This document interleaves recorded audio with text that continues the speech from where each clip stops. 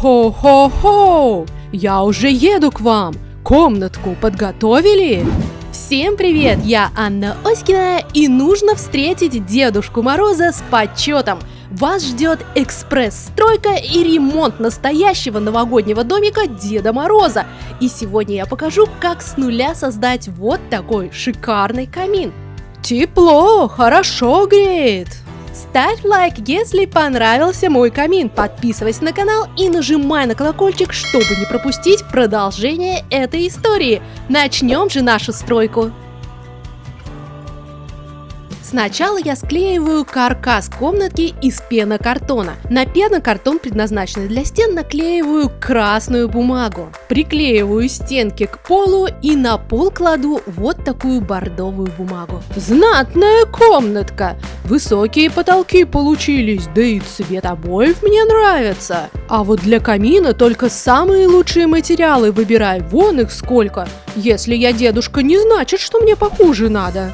Ссылку на схему камина я прикрепила в описании под этим видео, можно скачать и распечатать. Ну а я продолжаю. На толстом переплетном картоне вычерчиваю арочки, вырезаю и приклеиваю на полоски. Использую скалку, чтобы загнуть тонкий картон. Так удобнее будет обклеить эту арочку сверху и снизу, что я и делаю. Должна получиться вот такая деталь. Из толстого гофрокартона вырезаю основание камина и боковые стороны обклеиваю тонким картоном, чтобы не было дырок. Теперь вырезаю основную деталь камина и детали для трубы. Это небольшие вот такие полукруги, их я приклеиваю на картонку и затем закручиваю тонкий картон на скалке, чтобы удобнее было обклеить эту деталь. В результате у меня получается набор для сборки каркаса камина. Это основание, затем идет очаг, каминную полку ставлю над очагом, она обклеивается точно так же, как основание, и сверху идет такая вот круглая труба. Все это обклеиваю полимерной глиной Фима. Чтобы пластика лучше приклеивалась, все детали я буду приклеивать на гель жидкую пластику. Я просто наливаю несколько капелек и размазываю кисточкой по поверхности.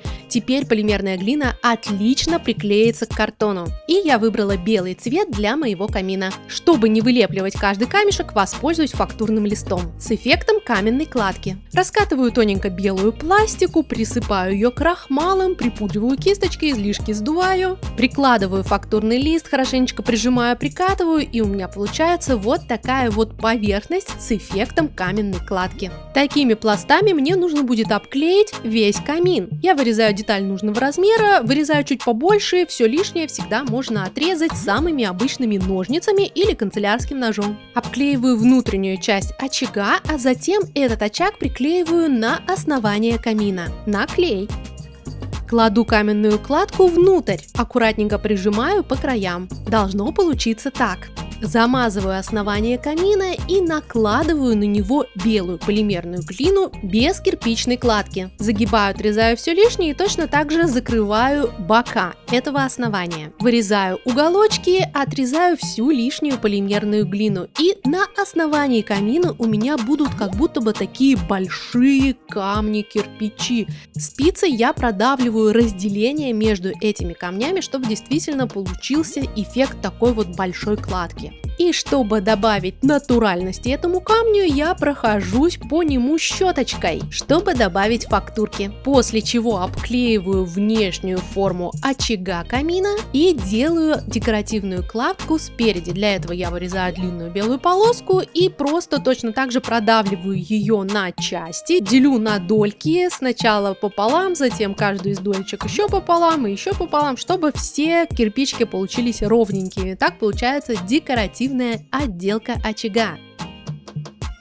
Отрезаю кусочек черной проволоки, загибаю полукругом и уголочки загибаю, чтобы вставить оградительную решетку. После чего круглогубцами загибаю краешек проволоки, отрезаю небольшую часть, чтобы вот эти вот детальки вставить по краям этой решетки. Получится красиво и декоративно. Вставляя эти части, самое главное не забыть их вклеить, когда доделаю камин. Итак, нижняя часть готова, приклеиваю ее на заднюю стенку камина. Для каминной полки я буду использовать коричневую полимерную глину Фима. раскатываю большой тонкий пласт и со всех сторон обклеиваю этим пластом каминную полку. Каминная полка будет у меня из больших деревянных брусьев. Когда я все обклеила, замазала все места стыка, нужно разграничить эти брусья. Для этого я делаю небольшие засечки и делю обратной стороной лезвия, продавливаю на вот эти вот части. У меня получается 3 больших куска. Можно продавить спицей, чтобы они еще лучше смотрелись. И затем беру иголочку и иголочкой рисую фактуру дерева. Просто по длине этого бруса рисую длинные тоненькие полосочки. Они не должны быть ровными, они должны быть такими самыми разными, переплетающимися. То есть должен быть эффект фактуры дерева. После чего каминную полку запекаю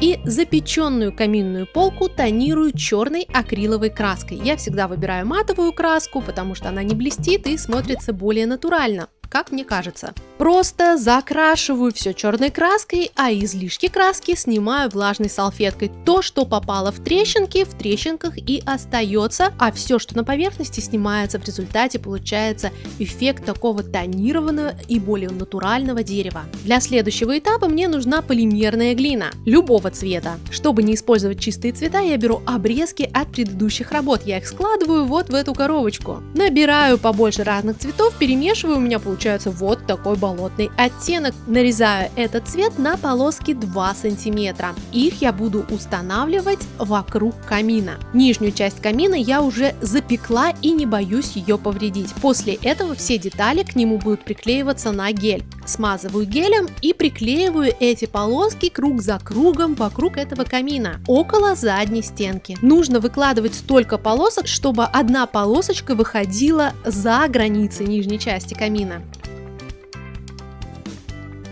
Лишнее сверху я отрезаю, там будет стоять каминная полка, а отрезанный кусочек можно разделить пополам и закрыть вот эти боковые зазорчики. Все удобно, все в дело. Теперь эту зеленую часть нужно также декорировать каменной кладкой. Вырезаю кусочки из пласта белого цвета с этой фактурой и закрываю все зеленые части. Сверху у нас будет каминная полка, поэтому сверху ничего заклеивать не нужно. И так как это не запеченная пластика, то здесь даже гель не нужно использовать, просто вырезаю кусочки, можно вырезать их прямо на месте, подгонять, то есть главное, чтобы была вот эта вот кирпичная, то есть каменная кладка. Все лишние части обрезаю, чтобы было ровно, и сверху накрываю каминной полкой. Полочку, конечно, нужно приклеить. Сверху полки приклеиваю картонную трубу, замазываю трубу гелем, чтобы пластика к ней хорошо прилипла. Вырезаю небольшой прямоугольничек моего зеленого цвета и делю его вот так вот уголком. Эти уголки я ставлю по бокам трубы, чтобы замазать вот эти вот щели. Толстым краем вниз, остреньким краем вверх, аккуратненько все примазываю пальцами, если вдруг что-то где-то торчит, отрезаю, чтобы все было ровно. Ну и теперь остается только закрыть все каменной кладкой. Вырезаю большой пласт и приклеиваю его на трубу. Все лишнее отрезаю. Ах, какой красивый белый камин получается. Беру деревянные шпажки, отрезаю их по размеру высоты нижней части камина. Обклеиваю коричневой полимерной глиной и делаю на них фактуру дерева, после чего запекаю, тонирую черной акриловой краской, чтобы получился тон каминной полки. Также пришло время тонировать и сам камин. Внутри очага я закрашиваю черной акриловой краской, потому что там огонь, сажа. Сверху трубы я также закрашиваю черной краской, просто чтобы не отсвечивало. Затем внутри камина я продолжаю серой краской, как будто бы это зола. И саму каменную кладку я также тонирую серой краской. Я сначала окрашиваю серым цветом и влажной салфеткой снимаю излишки. Серая краска затекает между камешками и создается очень интересный, красивый, натуральный эффект. Получается вот такой камин, и я приклеиваю к нему две вот этих стоечки. Для украшения камина я беру зеленую и черную полимерную глину, смешиваю эти два цвета, чтобы получился темно-зеленый. Этот темно-зеленый цвет раскатываю в тонкий пласт и нарезаю на полосочки. А эти полосочки на маленькие треугольнички. И эти треугольнички станут иголочками еловых веток. Катаю кусочек коричневого цвета, расплющиваю на отдельном листочке бумаги, так удобнее будет его крутить туда-сюда, и начинаю присоединять еловые веточки. Начинаю от кончика ветки и веду наверх. Не заморачивайтесь здесь слишком сильно, просто по-быстренькому раз-раз-раз эти иголочки присоединяйте, чтобы они торчали в разные стороны. Когда еловая лапка стала побольше, можно присоединить к ней веточки по бокам, и точно так же продолжаю украшать ее иголочками. То есть присоединила веточку, примазала и дальше иголочки присоединяю. Так можно присоединить веточки в разных частях, чтобы ветка сама большая получилась пушистенькой. Вот такая вот веточка у меня получается, отправляю ее запекаться. Она очень классно смотрится на каминной полке, и нужно сделать еще одну такую же на вторую сторону.